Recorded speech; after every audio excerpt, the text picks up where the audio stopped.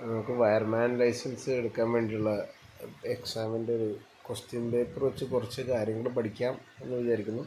അപ്പോൾ Kerala state electricity licensing ബോർഡാണ് ഈ എക്സാം നടത്തുന്നത്. ഇത് 2020 ഒരു ക്വസ്റ്റ്യൻ പേപ്പറാണ് എടുത്തേക്കുന്നത്. 2 മണിക്കൂറാണ് പരീക്ഷ.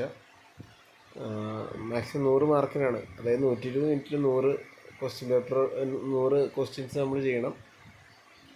നെഗറ്റീവ് മാർക്കിങ്ങും ഉണ്ട്. അപ്പോൾ അങ്ങനെയാണ് ഇതിൻ്റെ ഒരു കാര്യങ്ങളൊക്കെ പോകുന്നത്. അപ്പോൾ ഓൾറെഡി വയർമാൻ ലൈസൻസ് എടുക്കാൻ വേണ്ടി 2 മാർക്കാണ് ഞാൻ പറഞ്ഞിരുന്നു. ഒന്ന് നമുക്ക് വരുന്നത് ITI ഇലക്ട്രീഷ്യൻ പഠിച്ചു കഴിഞ്ഞാൽ അവിടെ നിന്ന് ഓൾറെഡി നമ്മൾ അപ്ലൈ ചെയ്യുമ്പോൾ കിട്ടും. അതല്ലാത്ത പക്ഷം നമ്മൾ ഇങ്ങനത്തെ എക്സാമൊക്കെ എഴുതി പിന്നെ പ്രാക്ടിക്കലും ചെയ്തിട്ട് വേണം നമ്മൾ ഈ ലൈസൻസ് കരസ്ഥമാക്കാൻ. അപ്പോൾ ഒരു OMRയിലായിരിക്കും മാതൃകയിലേക്ക് ചോദ്യങ്ങൾ ഉണ്ടാകുന്നത്. അപ്പോൾ അതിൻ്റെ അകത്ത് നമ്മൾ ബോൾ പെൻ യൂസ് ചെയ്ത് കറുപ്പിച്ച് പോകുന്നു. അപ്പോൾ എല്ലാത്തിനും ഒരേ മാർക്കുകളാണ്. ഞാൻ പറഞ്ഞൊരു തിരുത്തൽ നെഗറ്റീവ് മാർക്കില്ല കേട്ടോ. ഇതിൻ്റെ അകത്ത് നെഗറ്റീവ് മാർക്കില്ല. പക്ഷേ മറ്റേ ഓരോന്നിനും ഈക്വൽ മാർക്കാണ്. 100 മാർക്കിൻ്റെ പ്രശ്നമുണ്ട്. 1 മാർക്ക് വെച്ചാണ്. അപ്പോൾ ഈ ക്വസ്റ്റ്യൻ പേപ്പർ നോക്കുന്നതിൻ്റെ കൂട്ടത്തിൽ ഒരു ഇമ്പോർട്ടൻറ്റ് പോയിൻറ്റ്സ് നമ്മൾ മനസ്സിലാക്കി പോകാനാണ് ഈ ഒരു വീഡിയോ കൊണ്ട് ഉദ്ദേശിക്കുന്നത്. അപ്പോൾ നോക്കാം. Which of the following conductors has lowest specific electrical resistivity. അതായത് താഴെ പറയുന്ന കണ്ടക്ടറിൽ ഏറ്റവും സ്പെസിഫിക് ഇലക്ട്രിക്കൽ റെസിസ്റ്റിവിറ്റി ഉള്ള ഏതാണെന്നുണ്ട്. അപ്പോൾ അതിൽ അലുമിനിയം നമ്മൾ ടിക്ക് ചെയ്തിട്ടുണ്ട്. അപ്പോൾ അതിൻ്റെ വിശദാംശങ്ങളിലേക്ക് നമുക്കൊന്ന് പോയി നോക്കാം. സ്പെസിഫിക് ഇലക്ട്രിക്കൽ റെസിസ്റ്റിവിറ്റി എന്താണെന്ന് വെച്ച് കഴിഞ്ഞാൽ, അല്ലെങ്കിൽ സിമ്പിളായിട്ട് ഇലക്ട്രിക്കൽ റെസിസ്റ്റിവിറ്റി എന്ന് പറയാറുണ്ട്. അത് എന്താണെന്ന് വെച്ച് കഴിഞ്ഞാൽ നമ്മുടെ ഒരു മെറ്റീരിയലിൻ്റെ ഇലക്ട്രോൺസ്, അതായത് നമ്മുടെ ഇലക്ട്രിസിറ്റി എന്ന് പറഞ്ഞാൽ ഇലക്ട്രോൺസിൻ്റെ ഫ്ലോ ആണല്ലോ, അതിനെ എത്രത്തോളം തടയാനുള്ള ശക്തിയുണ്ട് ആ ഒരു കാര്യത്തിനെയാണ് സ്പെസിഫിക് ഇലക്ട്രിക്കൽ റെസിസ്റ്റിവിറ്റി അല്ലെങ്കിൽ സിംപ്ലി റെസിസ്റ്റിവിറ്റി എന്ന് പറയുന്നത്. അതായത് പറയുകയാണെങ്കിൽ ഒരു റേഷ്യോ ആണ്. ഇലക്ട്രിക്കൽ ഫീൽഡ് സ്ട്രെങ്ത്തും പിന്നെ അതേ കൂടെയുള്ള കറണ്ടും മെറ്റീരിയലിൻ്റെ കറണ്ട് ഡെൻസിറ്റി തമ്മിലൊക്കെ ഉള്ള ഒരു ബന്ധമാണ് അത് പറയുന്നത്. അത് സാധാരണ എഴുതുമ്പോൾ റോ എന്ന് പറഞ്ഞൊരു സിമ്പിളിലാണ് എഴുതാറ്. റോ എന്ന് പറഞ്ഞ് എഴുതിയിട്ടുണ്ട്. മെഷർ ചെയ്യുമ്പോൾ ഓം മീറ്ററിലാണ് ചെയ്യുന്നത്. അപ്പോൾ ലോവർ റെസിസ്റ്റിവിറ്റി ആണെങ്കിൽ നമ്മുടെ മെറ്റീരിയൽ ബെറ്റർ കണ്ടക്ടിവിറ്റി ആയിരിക്കും എന്നുള്ളത് മനസ്സിലാക്കുക. അപ്പോൾ നമുക്ക് സ്പെസിഫിക് റെസിസ്റ്റിവിറ്റി കാണാം. കോപ്പറിന് 1.68 × 10⁻⁸ ഓം മീറ്റർ ഉണ്ട്. അത് എക്സലൻ്റ് ആയിട്ടുള്ള കണ്ടക്ടറാണ്. റെസിസ്റ്റിവിറ്റി കുറയുന്നത് കൊണ്ട് ബെറ്റർ വാല്യൂ എന്നാട്ടോ പറഞ്ഞത്. കുറയുമ്പോൾ നല്ല വാല്യൂ, അതായത് കറണ്ടിനേക്കുള്ള പ്രതിരോധം കുറയുന്നതാണല്ലോ നമുക്ക് നല്ലത്. അതിൽ കൂടെ കറണ്ട് ഫ്ലോ ചെയ്യാൻ. അപ്പോൾ ഇതിൻ്റെ വാല്യൂ കൂടുകയെന്ന് വെച്ചാൽ പ്രതിരോധം കൂടുക എന്നുള്ളത്. അപ്പോൾ കോപ്പറിന് ഇതിൽ പ്രതിരോധം കുറഞ്ഞാണെന്ന് നമുക്ക് കാണാം. 1.6 × 10⁻⁸ ഓം മീറ്ററാണ്. അലുമിനിയത്തിന് കുറച്ച് കൂടുതലാണ് കോപ്പറിനേക്കാളും. പക്ഷേ എങ്കിലും ഇവർ രണ്ടുപേരും, കോപ്പർ എക്സലൻ്റ് കണ്ടക്ടറാണെങ്കിൽ അലുമിനിയം ഗുഡ് കണ്ടക്ടറാണ്. സ്റ്റീലിൻ്റെ കേസ് നോക്കാം. സ്റ്റീൽ അതിനേക്കാളും കുറച്ച് മീഡിയത്തിൽ നിൽക്കുന്നൊരു കണ്ടക്ടറാണ്. ഫെയർ കണ്ടക്ടർ എന്നാണ് പറയുന്നത്.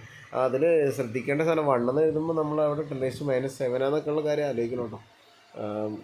അതായത് 1 / 10⁻⁷ അല്ലെങ്കിൽ 10 കഴിഞ്ഞ് 7 വരുന്ന ഒരു സാധനം. അപ്പോൾ മറ്റേത് ഏതാണ് കുഞ്ഞതെന്ന് നോക്കുമ്പോൾ കോപ്പറിനായിരിക്കും ഏറ്റവും കുഞ്ഞത്. അപ്പോൾ അത് നമ്മൾ ജസ്റ്റ് കാൽക്കുലേറ്റർ ഇട്ട് നോക്കിയാൽ നിങ്ങൾക്ക് മനസ്സിലാവും.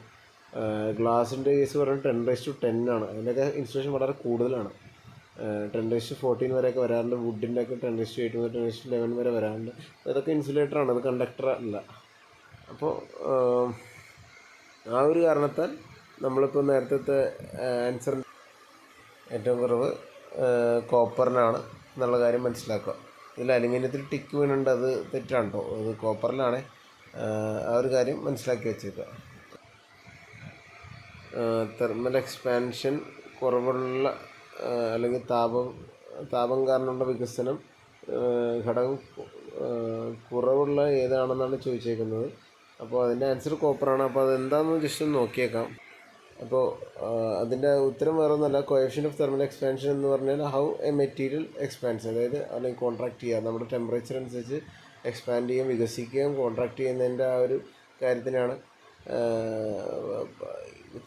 കോഎഫിഷ്യൻ്റ് ഓഫ് തെർമൽ എക്സ്പാൻഷൻ എന്ന് പറഞ്ഞാൽ അത് ചേഞ്ച് ഇൻ ലെങ്ത്തും ആവാം, അല്ലെങ്കിൽ അതിൻ്റെ വോളിയം ഓഫ് മെറ്റീരിയൽ ആവാം. പെർ ഓരോ ഡിഗ്രി ടെമ്പറേച്ചറോ അല്ലെങ്കിൽ ഓരോ കെൽവിൻ ആവാം, അല്ലെങ്കിൽ ഓരോ ഫാരൻഹീറ്റ് ടെമ്പറേച്ചർ വെച്ച് എത്രത്തോളം വോളിയം അല്ലെങ്കിൽ എത്രത്തോളം ലെങ്ത്ത് മാറി എന്നുള്ളതാണ് പറയുന്നത്. അത് ആൽഫ എന്ന് പറയുന്ന ഇതിലാണ് സാധാരണ ഡിനോട്ട് ചെയ്യാറുള്ളത്. അത് പെർ ഡിഗ്രി ആവാം, പെർ കെൽവിൻ ആവാം, അല്ലെങ്കിൽ പെർ ഫാരൻഹീറ്റ് ആവാം. ഡിഫറെൻറ്റ് ടെമ്പറേച്ചറുകളുണ്ടല്ലോ. അതിൻ്റെ എക്സാമ്പിൾ ഇവിടെ കാണാം. കോപ്പറിൻ്റെ ഉണ്ട്, അലുമിനിയത്തിനുണ്ട്. 16.5 കോപ്പറിൻ്റെ. അപ്പോൾ എല്ലാം എക്സ്പാൻസീവ് ആൻഡ് ഹീറ്റഡ് തന്നെയാണ്. പക്ഷെ അതിൽ ഏറ്റവും കൂടുതൽ ഏതാണ് ഏറ്റവും കുറവ് ഏതാണെന്ന് നമുക്ക് ഇതിൻ്റെ അകത്ത് തന്നെ മനസ്സിലാക്കി എടുക്കാവുന്നേ ഉള്ളൂ. അപ്പോൾ ഇതിലും നമ്മുടെ മാർക്ക് ചെയ്തേക്കുന്നത് കോപ്പറാണ്. പക്ഷേ നമ്മുടെ വാല്യൂ ഏതാണ് നിങ്ങൾ കണ്ടല്ലോ. അപ്പോൾ അതാണ് ഏറ്റവും കൂടുതലായിട്ടുള്ള അതാണ് ഏറ്റവും കുറവ്. ഈ പറഞ്ഞ മെറ്റീരിയൽ അലുമിനിയമാണ്.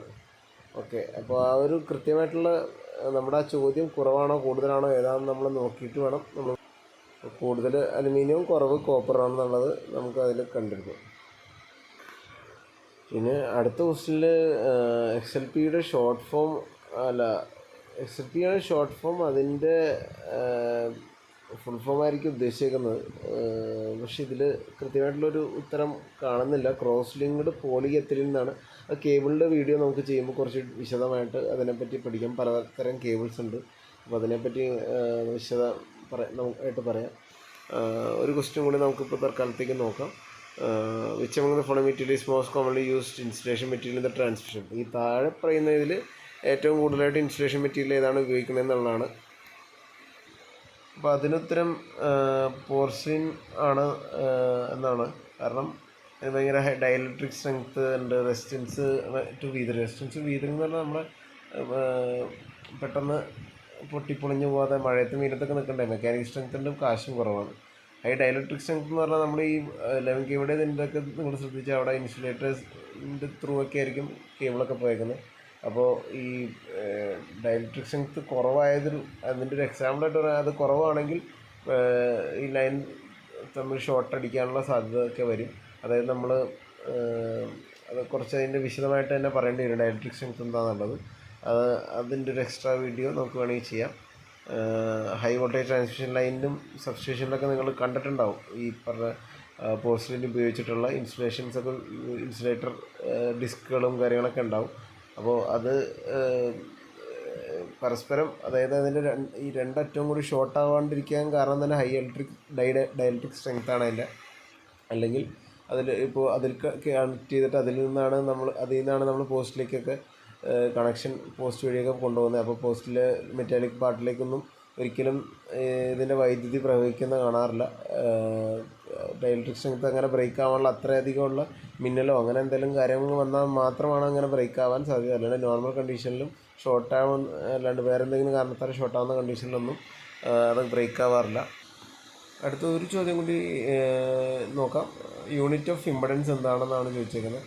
അപ്പോൾ ഇമ്പഡൻസ് എന്ന് പറഞ്ഞു കഴിഞ്ഞാൽ റെസിസ്റ്റൻസ് പോലത്തെ തന്നെ ഒരു സ്വഭാവമുള്ള, അതായത് റെസിസ്റ്റൻസും കപ്പാസിറ്റൻസും ഇൻഡക്റ്റൻസും എല്ലാം കൂടിയ ഒരു ആകെത്തുകയുള്ള ഒരു സാധനത്തിനാണ് നമ്മൾ ഇമ്പഡൻസ് എന്ന് പറയുന്നത്.